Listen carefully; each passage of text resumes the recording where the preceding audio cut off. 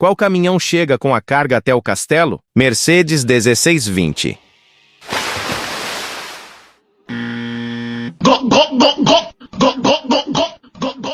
Ford Cargo. Vai, filhão! Isso aqui é uma porcaria!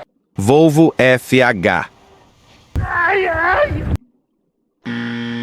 Eu não acredito.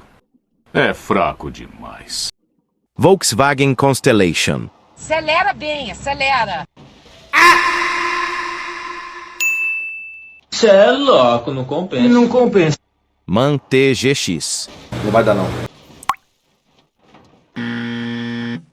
Meu Deus. Scania P320. Se não tem as manhas, não entra não. Isso é a instrução de um profissional.